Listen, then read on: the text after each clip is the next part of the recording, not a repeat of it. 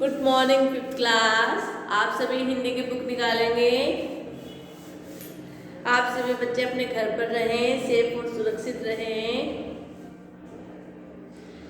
सभी हिंदी की बुक निकालें। चैप्टर है हमारा 13 दूषित पर्यावरण। दूषित मतलब कि गंदा पर्यावरण, वातावरण, जिसको फैक्ट्री, जल, कुछ भी हुआ, फैक्ट्री के धुएं से क्या है, हमारा वातावरण क्या है, वो दूषित हो जाता है। जब हम गंगा में, जमुना में, नहरों में अपने सामान को बहाते हैं, उससे भी हमारा पानी भी दूषित होता है। जब खाना होता है, जब खाने को हम अच्छे से ढककर नहीं रखेंगे और गंदे पानी से बनाएंगे तो वो भी दूषित होगा। ठीक है क्लास। क्या है? दूषित पर्यावरण, दूषित वातावरण। सभी अच्छे से रिवाइज करें। देखिए अध्याय 1 नजर में। ठीक है, पर्यावरण की स्वच्छता हमारी जिम्मेदारी है। क्या है? पर्यावरण, प्रकृति की जो स्वच्छता, प्रकृति को साफ सुथरा रखना हमारी जिम्मेदारी है, क्योंकि हम इसका सर्वाधिक महत्वपूर्ण अंग है। क्योंकि जब हम यहाँ पर रहते हैं, प्रकृति में रहते हैं, प्रकृति के साथ, तो उसको साफ सुथरा रखना भी हमारा ही कर्तव्य है। इस पाठ में पर्यावरण का संतुलन बिगाड़ने वाले सभी तथ्यों पर चर्चा की गई है। जिस चीज से पर्यावरण बिगड़ता है उन्हीं पर सभी बातों पर चर्चा की गई है। बच्चों को चाहिए कि पर्यावरण को सुंदर तथा स्वच्छ बनाए रखने में अपना योगदान दें। ठीक है, ये चैप्टर इसलिए है कि जैसे हम आपको पढ़ाएंगे, सभी बच्चे अपने आसपास के पर्यावरण को स्वच्छ और साफ सुथरा रखेंगे। ठीक है क्लास, समझ में आया इतना? आगे हम चैप्टर को रिवाइज करेंगे। देखिए, रवि नैनीताल के पास एक गांव में रहता है। उसके चाचा जी कानपुर में रहते हैं। सर्दी की छुट्टियों में रवि कानपुर आया है। शाम को वह कमरे में बैठा अपने चाचा जी से वार्तालाप कर रहा है। रवि नैनीताल के पास एक गांव में रहता है, जो अपने उसके चाचा जी कहाँ रहते थे? कानपुर में। सर्दियों की छुट्टी में रवि कानपुर में आया हुआ था। शाम को अपने चाचा जी के साथ बैठकर वार्तालाप कर रहा है। रवि: चाचा जी, इस नगर में बड़ा शोर और गंदगी है। हमारे गांव में तो बड़ी शांति है। यहाँ चारों ओर धूल, धुआं, गंदगी देखकर बिल्कुल अच्छा नहीं लगता। तेज शोर को सुनकर ऐसा लगता है जैसे कान के पर्दे फट जाएंगे। क्या है कि इस नगर में तो बहुत शोर और गंदगी है। रवि कहता है अपने चाचा से कि चाचा जी, इस नगर में तो बहुत गंदगी और शोर है। हमारे गांव में तो बिल्कुल शांति है। यहाँ चारों तरफ धूल, धुआं, गंदगी सभी चारों तरफ फैला हुआ है। बिल्कुल अच्छा नहीं लग रहा। तेज शोर को सुनकर ऐसा लग रहा है जैसे कान के पर्दे अभी फट जाएंगे। चाचा जी, तुम ठीक कह रहे हो रवि। ये चीजें अच्छी लगनी भी नहीं चाहिए, क्योंकि इनसे हमारा पर्यावरण दूषित होता है। चाचा जी कहते हैं कि रवि, तुम बिल्कुल ठीक कह रहे हो। ये चीजें अच्छी होनी लगनी भी नहीं चाहिए, क्योंकि इन्हीं सब चीजों, जैसे जितना ट्रैफिक चलता है उससे भी हमारा पर्यावरण दूषित होता है। जितना शोर होता है उससे भी पर्यावरण दूषित होता है। पर्यावरण दूषित होने से हमारे स्वास्थ्य पर बहुत बुरा प्रभाव पड़ता है। अगर हमारे आसपास का पर्यावरण दूषित होता है, जब हम अपने नाक से या मुंह के द्वारा सांस को लेते हैं, तो वो हमारे अंदर जाता है, हमारे फेफड़ों में जमता है, जिसके कारण हमें बीमारियां होती हैं। ठीक है रवि: चाचा जी, पर्यावरण का क्या अर्थ है? चाचा जी, पर्यावरण का अर्थ है हमारे आसपास के वे सभी बाहरी परिस्थितियाँ जो हमारे जीवन पर प्रभाव डालती हैं। रवि पूछता है, चाचा जी, पर्यावरण का क्या अर्थ है? तो चाचा जी कहते हैं कि पर्यावरण का अर्थ है जो हमारे आसपास की सभी बाहरी परिस्थितियाँ होती हैं, हमारे जीवन पर जो प्रकाश डालती हैं, जैसे वायु, जल, भोजन, सामाजिक परिस्थितियाँ। ठीक है, वायु जब हम अपने सांस के द्वारा उसको लेते हैं तो वो हमारे अंदर जाती है, उससे भी हमारे अंदर बीमारी होने का खतरा है। अगर हम भोजन को बनाते हैं और तब हम उसको ढककर नहीं रखते, उससे भी उसमें दूषित पर्यावरण होता है। ठीक है, कुछ मछली, कीट, मक्खी जो भी कुछ होते हैं। फिर जल, सबसे है जल। जल क्या है कि जल को गंदा करते हैं, जैसे हम जल में कुछ गंदगी डाल देते हैं, उसको फिर हम पीते हैं तो उसके कारण भी हमें बीमारियां हो सकती हैं। रवि, फिर तो हमें वायु, जल, भोजन और अपने समाज के दूषित होने से बचाने का प्रयत्न करना चाहिए। रवि कहता है चाचा जी फिर तो हमें जल, भोजन, वायु, इन सभी समाज को बचाने के लिए कुछ ना कुछ तो करना चाहिए। चाचा जी अवश्य करना चाहिए। अच्छे स्वास्थ्य के लिए पर्यावरण का स्वस्थ होना आवश्यक है। चाचा जी कहते हैं कि जरूर करना चाहिए, क्योंकि अच्छे स्वास्थ्य के लिए, अच्छे शरीर के लिए स्वस्थ पर्यावरण, साफ सुथरे पर्यावरण का होना बहुत ही जरूरी है। रवि, चाचा जी वायु किन कारणों से दूषित होती है? सबसे पहले है वायु का। देखिए चाचा जी कहते हैं वायु दूषित होने के कारण, वायु के दूषित होने के कारण कई कारण हो सकते हैं। कौन कौन से? जैसे देखिए, इधर उधर कहीं भी कूड़ा फेंक देना, खुले में मलमूत्र त्याग करना, कारखानों से निकलने वाला धुआं, चारों ओर उठने वाली धूल, दिन प्रतिदिन बढ़ती जनसंख्या। जैसे हम अपने कूड़े को इधर उधर फेंक देते हैं, कहीं पर खड़े होकर, आप जैसे बाहर जाते हो कहीं देखते हो कि मनुष्य क्या करते हैं कि कहीं पर भी खड़े होकर टॉयलेट वगैरह कर लेते हैं, उससे भी गंदगी फैलती है। कारखानों से जो निकलने वाला धुआं है उससे भी हमारी वायु दूषित होती है। आसपास जो चारों तरफ धूल उड़ती है उससे भी हमारी वायु दूषित होती है। सबसे बड़ी क्या है कि प्रतिदिन बढ़ती हुई जनसंख्या। रवि, गंदगी से कैसे बचा जा सकता है? चाचा जी हमें कूड़ा करकट इधर उधर नहीं फेंकना चाहिए, इसे कूड़ेदान में ही डालना चाहिए। जहाँ कूड़ेदान न हो वहाँ इसे किसी गड्ढे में डालकर मिट्टी से दबा देना चाहिए। मल मूत्र का त्याग करने के लिए स्वच्छ शौचालयों का प्रयोग करना चाहिए। यदि कहीं पर शौचालय न हो तो बस्ती से दूर मल मूत्र त्याग करना चाहिए। ठीक है, क्या है कि हमें अपना जो कूड़ा करकट होता है वो अपने कूड़ेदान में ही डालना चाहिए, जिसके कारण वो बाहर बिखरा हुआ ना दिखाई दे, इकट्ठा कूड़ेदान में डालें। अगर कूड़ादान नहीं है तो गड्ढा खोदकर मिट्टी भी उसमें डालकर उसको मिट्टी से ढक दे, आट देना चाहिए। और हमें अपने मूत्र के लिए बाहर नहीं जाना चाहिए, अपने शौचालय को साफ सुथरा करके उसमें करना चाहिए, अपने शौचालय को भी साफ सुथरा रखना चाहिए। अगर नहीं है तो शहर से या अपने जहाँ पर रहते हो उससे दूर जाकर करके आना चाहिए। इस प्रकार से ये हमारा था वायु पर्यावरण। वायु को किस प्रकार से स्वच्छ किया जा सकता है, आप सभी इसको रिवाइज करेंगे यहाँ तक।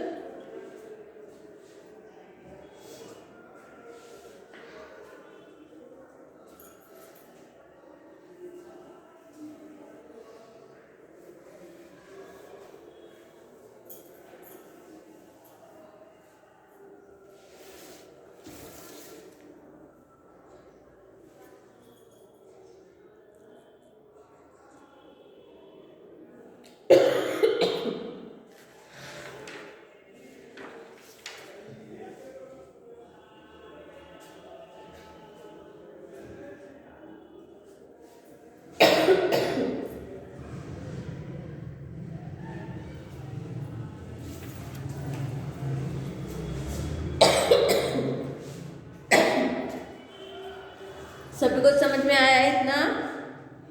आगे है चाचा जी रवि, चाचा जी कल कारखानों से निकलने वाले धुएं से कैसे बचा जा सकता है? चाचा जी कल कारखानों से निकलने वाला धुआं श्वास संबंधी रोग पैदा करता है। क्या है? कारखानों से जो धुआं निकलता है वो हमारे श्वास संबंधी रोग पैदा करता है। इससे दो तरीके से बचा जा सकता है। कैसे? पहला तरीका, कल कारखाने बस्ती से दूर स्थापित किए जाए। दूसरा तरीका, कल कारखानों की चिमनियाँ काफ़ी ऊंची बनाई जाए जिससे धुआं ऊपर ही ऊपर निकल जाए। चाचा जी, बढ़ती हुई जनसंख्या से वायु प्रदूषण कैसे होता है? बेटा, सभी प्रकार के प्रदूषणों का मुख्य कारण बढ़ती हुई जनसंख्या ही है। तुम जानते ही हो कि सभी मनुष्य सांस के द्वारा ऑक्सीजन लेते हैं और कार्बन डाइऑक्साइड छोड़ते हैं।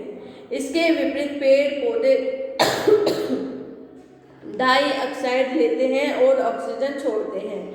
इस प्रकार प्रकृति से संतुलन बना रहता है। यदि जनसंख्या बढ़ती गई और पेड़ पौधे कम होते गए तो यह संतुलन बिगड़ जाएगा। वह स्थिति बहुत भयंकर होगी। इसलिए बढ़ती हुई जनसंख्या पर रोक लगाना आवश्यक है।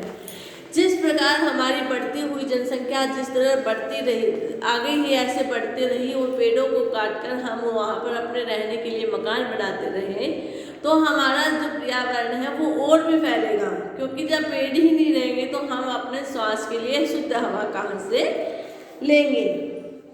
चाचा जी, जल कैसे दूषित होता है? जल के दूषित होने के कई कारण हैं, जैसे नदियों में गंदे नालों का गिरना, जल में कूड़ा करकट डालना, अधजले शव, पशुओं के शव और कल कारखानों से निकलने वाले निरर्थक विषैले पदार्थों को नदियों में डालना, नदियों नहरों के जल में गंदे कपड़े बर्तन धोना, पशुओं को नहलाना और मलमूत्र त्याग करना। क्या है? हमारा जल कैसे दूषित करते हैं? नदियों के गंदे नालों को उसमें अटैच कर देते हैं। गंदा नाले का जो पानी होता है वो नदियों में जाकर गिरता है। उसमें क्या है, जल में हम कूड़ा करकट डालते हैं और अध जले मतलब कि पूरा शरीर जलता भी नहीं है उसको उसमें डाल देते हैं। पशु जब मर जाता है उसको उठाकर जल में फेंक देते हैं। कल कारखानों से निकलने वाले जो विषैले पदार्थ होते हैं जिसका कोई उपयोग नहीं होता, उन पदार्थों को नदियों में डालना, नदियों नहरों के जल में गंदे कपड़े बर्तन धोना, पशुओं को नहलाना, मलमूत्र त्याग करना, ये क्या है, जल को हमारे दूषित करता है। आगे है भोजन के दूषित होने के कारण। क्या है चाचा जी? भोजन कई कारणों से दूषित हो सकता है, जैसे मक्खियों, चूहों, कुत्ते, बिल्लियों द्वारा, रोगाणुओं द्वारा और हानिकारक वस्तुओं की मिलावट द्वारा। दूषित भोजन करने से पेशिश, हैजा और पीलिया जैसे रोग हो जाते हैं। जब हम गंदा भोजन करेंगे, दूषित भोजन करेंगे तो उससे हमें बीमारियां होती हैं। भोजन को दूषित होने से कैसे बचाया जा सकता है? इसके लिए आवश्यक है कि खाने पीने की वस्तु को स्वच्छ बर्तनों में पकाया जाए। जब हम कोई भी अपना खाना बनाते हैं तो बर्तन को साफ सुथरा करके साफ सुथरा धोकर उसमें बनाएं। उन्हें स्वच्छ स्थान पर ढककर रखा जाए। उनको अच्छे से बनाकर फिर उसको स्वच्छ साफ सुथरी जगह पर उसको ढककर रखें जिससे उन पर मक्खी आदि न बैठ सके। आवश्यकता के अनुसार उचित मात्रा में ही भोजन पकाएं। जितनी हमारी ज़रूरत होती है उतना ही भोजन हमें पकाना चाहिए जिससे सबके खाने के बाद भोजन ना बचे। ताज़ी सब्जी और फलों का ही प्रयोग किया जाए। रसोई को खूब स्वच्छ रखा जाए। इन सावधानियों के कारण से ही भोजन को दूषित होने से बचाया जा सकता है। अपने हम रसोई को जब साफ सुथरी रखेंगे, इस सामान को अच्छे से बनाकर जितना खाना खाना है उतना ही बनाएं, ज़्यादा ना बनाएं, क्योंकि हमें बासी खाना खाने से भी बीमारियां हो सकती हैं। बनाकर उसको साफ सुथरी जगह पर रखकर और ढक कर रखें। चाचा रवि कहता है, चाचा जी आपका बहुत बहुत धन्यवाद।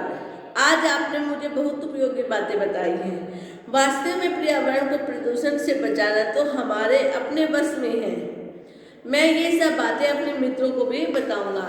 ये बात बिल्कुल सही है कि पर्यावरण से बचने के लिए हम अपने आप ही कसूरवार हैं, क्योंकि हम जो गंदगी फैलाते हैं, आप सभी भी उसमें आते हो, जो हम आपस में गंदगी फैलाते हैं उसको अगर हम नहीं फैलाएं तो पर्यावरण स्वच्छ हो सकता है। 5th क्लास सभी रिवाइज करें इसको अच्छे से।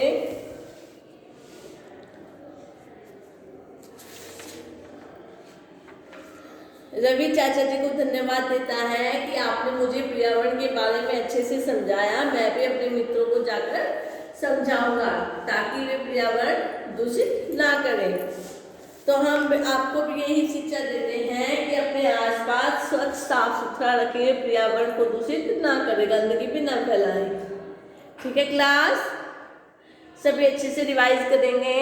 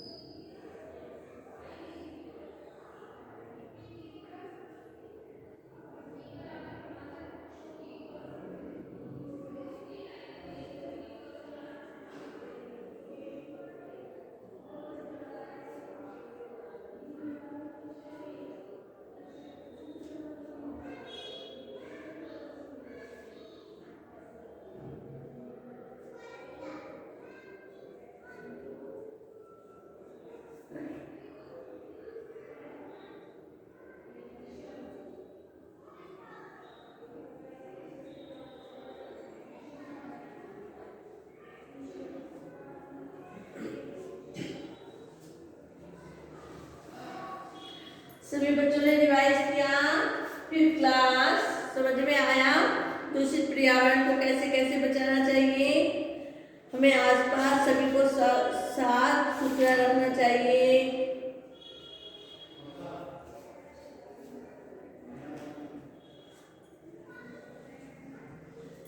ओके, फिर क्लास इसको रिवाइज करेंगे। कल हम इससे आगे की एक्सरसाइज आपको समझाएंगे। थैंक यू फिर क्लास।